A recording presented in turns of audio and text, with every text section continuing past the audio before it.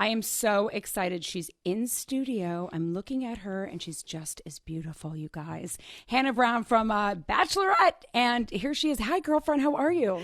Hey, Jenny. I'm so glad. This is so awesome that I get to talk to you. No idea. I'm so excited because, you know, I've been watching The Bachelor, Bachelorette, Bachelor in Paradise for a very long time. We cover it on my show. And I was so proud of you as an individual, as a human being, as a woman on this season. I'm proud of myself, too. So, you have to be. Yeah. It's been a lot. How are you feeling today now that you've put everything out there? You had your final talk with Jed. With the reaction of America, how do you feel? I'm just thankful for the experience, the ups and downs that it brought. I'm thankful for still finding that fierce love that I wanted, but it was for myself. It was a different ending than I expected. But I've just learned so much and grown, and it's been really great to feel the support and love when everybody last night, you know, found out what I've been struggling with the past month. But just completely grateful and thankful. Those are the perfect words. And, you know, you said something last night in the episode where I was like, oh, my God. It was pretty similar to something that I said to myself after I got out of a pretty broken relationship, was I came to the understanding that I don't need a lover in my life to have love in my life. Yeah. I don't need a man. I don't need a husband, but I want one. And you can want one, but you have to realize that I had to realize that a man does not, should not be my source of happiness or where I feel fulfilled. That has to start with me so that I can be a full person to give to another complete, full person.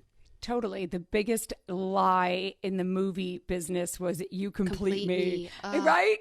No, I do not want a guy who thinks that he can complete me or ever will. And that I will ever be able to do that, because you can't do that for somebody, because you're always going to fail them. Correct. It's like having expectations. In church, I remember we talked about like what an A-frame relationship is like, and it's when you're having to lean on somebody. So if you're completing someone, then if they fail or they have some type of mishap, then you collapse as well. You can't have an A-frame relationship. No. And I think that a lot of people get confused by that. They do. You can lean in. Yeah, and support, but you can't be the only. What you're looking for is just from the happiness, the support, the encouragement. It can't just be from one person. You have to have it in yourself. Totally. And I know you gone through so much pain and heartache through this, but I hope you know how many people learned from watching you. I mean, what an experience and gift to offer, I think, not only women, but men. Yeah, I think sometimes even I would be like, oh my gosh, Hannah, like, why didn't you see this? Why didn't you just let that go? But more cases than not, I think a lot of women can see themselves in me and the struggles that I had. And if like a relationship with Luke or my relationship with Jed could help another woman feel like she has the power to be an empowered woman and make choices for herself that will bring her fulfillment and happiness, instead of just staying with somebody that makes you feel like you have to put your head down, then it was worth it for me. I don't care what criticism I got if it helps somebody else. And I think for men, maybe they can see what happens when you aren't sincere, when you aren't honest and trustworthy, and how even if you do care for somebody, it can ruin a relationship, and how important it is. 100%. And you touched on something about like, man, why didn't I see this? And I'm going to repeat something my listeners are like, we know, Jenny, this line that you say all the time, but I want to repeat it to you, which was my therapist said to me, Jenny, you have this amazing ability to bleach red flags white. Yeah. And I was like, holy shit, that's amazing. I would justify, or I would look, you know what I mean? I would want to look deeper. So looking back, was there there was a red flag? Oh, absolutely. I think I was even aware of the red flags. I think I know I was a little bit of a bitch sometimes, but I also see the good in people. And if there was a connection there and an emotional tie, then I was always just searching for the good of like, surely they didn't mean that, or it was just because of cameras, or I justified it. And, you know, there was, every guy that was there has goodness inside of them, but that doesn't mean that they're a good fit for me and a good relationship to be in. 100%. And then obviously, you know, hopefully you can get good at those red flags, you know, and recognizing them from here on out. I have to ask you, because watching the show, you were in the car heading to the proposal, and at one point you started shaking your head no. And I'm like, oh no, she's saying no. Oh no, she's saying no. And then you stop the car and you get out. Was the no about, I don't want to hurt someone else's feeling, or was the no still questioning? I think it was a lot of everything, but just the anxiety and of this coming to an end. And I don't know what I've just experienced, what I'm about to do. I mean, I had a lot of anxiety in that moment, and I didn't know where it was coming from, and how could I? I mean, I could say, oh, it's because I knew inside that something was off, or it's because I wasn't ready. I mean, I could try to figure out what that was that made me feel that way, but ultimately I was anxious about what the future was ahead of me, whether in that moment of breaking Tyler's heart or what it was going to be like with Jed outside of this. There was just a lot that was going through my head and on that ride to my proposal. And also, I was really car sick. I was going to say, I thought you were going to... I did too. It was really and then you took a walk, and then you fell. Yeah, and then I'm like, if you knew what was coming... If I was you and I knew what was about to happen, I would have just starfished and concussed myself. Oh my gosh. I said I had like all these bad omens that day. I woke up the day before and mosquitoes completely attacked my ass and my face. And I was so uncomfortable and itchy. And I was like, oh my gosh, why on my engagement day am I going to have all these bumps on my face from a freaking mosquito? And then getting sick. And then the car ride and falling down this hill. I'm like, golly, there was a lot of signs. Right. The universe was trying to tell you something. Yeah. You know, when Jed initially said, you know, he was there for his music, obviously now looking back, all these pieces of the puzzle come together with some clarity. Was there a moment when he first said that where you like, why would you use this as an opportunity for music? Honestly, no, at first, because I admitted to my insecurities when talking about my relationship with Luke, but those insecurities of not knowing why people were there for me, are they excited it was me, what were their intentions, I truly didn't trust that these guys were pure, and that I wanted to know, no, like, for real, why were you here? Like, if you didn't think it was me at first, like, that's okay. You're feeling like, I just wanted to hear people say like really why they decided to be on the show, because I didn't think it was because of me. Like, I was like, no way. And so when he was honest with me, when I thought was complete honesty, I was like, okay, I knew it. I knew that he didn't come here for me, but now he likes me. So at least I know another guy likes me, and I want somebody to be honest and sincere and real, and that's all I've been preaching. And so he just was. So like, this is a guy that I can trust, and I can put my heart in his hands and try to do this process with him and really be able to do that, because he was honest with at least telling me why he came here. I don't know why all these other guys are here. Right. Yeah. I totally get it. And if anyone's in your shoes, I'm sure that they would get that too. Mm-hmm. And it's so much easier to judge from a television set than it is what you would do. Of course, I'm watching it too going, girl, no.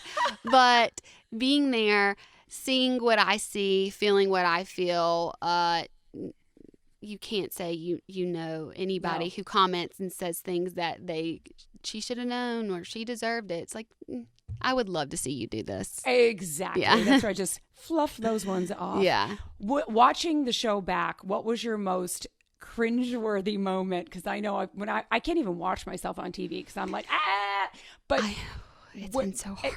And even not necessarily you, but maybe including you, a cringeworthy moment or a date where you're just like, oh, that moment. I mean, it was most powerful and most cringeworthy was probably when I just told off Luke P and told him what all went down in a windmill that one time, or how many, 4 times, whatever. Awesome. But I did not play for a camera or for a TV. Like, that was my real life. And so did I ever really want everybody to know what happened in my sex life during this time on this? No. But in that moment, I wanted to piss off Luke B and get him to get in the freaking van. And so I said what I knew he said he didn't want me to do, and that was to have sexual relations with anybody. So, okay, well, you won't get in the van. Well, here's your sign, dude. Now you can leave. But I stood up on my couch and clapped, by the way, but go ahead. But then once I was like, okay, that's not gonna, like, people aren't gonna see that. And they're like, that was a little much. That was a lot. It was great. We're proud of you, but that was a lot. So I was like, okay, no way. People are gonna know that. But then once it was for everyone to know, I was like, oh my gosh, what am I gonna do? I'm like, oh, I hope Peter's okay with this. It was really awesome, but also terrifying to be so honest in a moment of very heated, passionate conversation to allude to some some sentiments I had with another man. Yeah. I mean, you know what? It's like, why not? Girls can do it too. You know, it seems to be such a guy thing to be okay with. That's why I was like, fuck yeah, that's awesome of her to say that. And then when you double down and you're like, actually, it was 4 times. I was like, oh my God. Well, I was like, I told Peter, I was like, well, if it's going to be out there, might as well be right. I mean, it was more than twice. And what made you okay to expand on it? Well, at that point, everybody knows what happened, you know, and I think I have learned a lot, and how I feel about that. And I don't know, I just felt like, you know what, if it's going to be something such a conversation, and I was very honest and candid, well, let me make sure that everything is pretty honest. And if you want to know everything, here's the actual amount of times this happened in a windmill. I freaking loved it. I'm talking to Hannah Brown, the Bachelorette, who I absolutely adore. I have to ask you, the moment when you went to the hometown visit and you went to Jed's family, we can all sense that as audience viewers. Like, the family was just kind of not excited, kind of side-eyeing, and it was awkward. And then when you put the pieces together, you were like, now I get why it was so weird. Because there's a sweet family. The Wyatt family has been really sweet, and there were moments that were fun at his hometown. But the overall sense was they just really didn't believe in this, and that's what he more so said. Like, he didn't come in thinking this was real, and his family didn't understand like why his feelings had shifted. And I was like, okay, well, I can get that they've never watched. None of them had seen an episode of the show, so they truly didn't know what this was. So I was trying to give grace on that of, okay, like, I could totally understand why this is so bizarre that these cameras are in your house and your son is telling you that he's in love with this girl, but you're like, whoa, this is not what you told me this was going to be.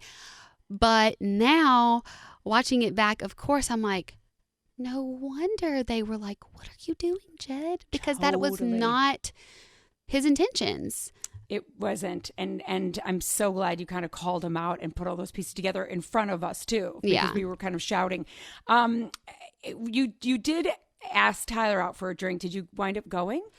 Well, I went straight from the live finale to Jimmy Kimmel to an airplane. So I have not had much time to get that drink. And we probably need to have a few conversations for sure. So I don't really want to rush that. But I look forward to seeing Tyler and hanging out and catching up on what's been going on. I mean, obviously the audience was very supportive in it. And Yeah. I think a lot of people are. I think I was waiting for you to ask the question, do you have a girlfriend since I've last seen you? Yeah. Gosh, I probably should ask that. But God, you're right, Jenny. I need to make sure I always ask that question from now on. But because there was a time, there was a big enough time frame, he right? could totally, yeah. But I don't think we're really. This drink is to just see where we're at and be friends and catch up, because ultimately we cannot get back to where we were. That would really hurt everyone. And last time we were together, he was going to propose to me, and I hurt him, and that hurt me, and I've been hurt through this. And so for any type of relationship for us to have, it has to start as friends. And if it ends there, then it ends as friends. And I want to be supportive of him, and I admire him. And that is where we need to start off. So if he has a girlfriend or wants to pursue somebody, then it is so in his, that is for him to figure out what makes him happy. And I'm going to support that. Good for you. And you're open to the chapter. And speaking of chapters, what is next for you? You're moving to LA. What can we expect to see of you?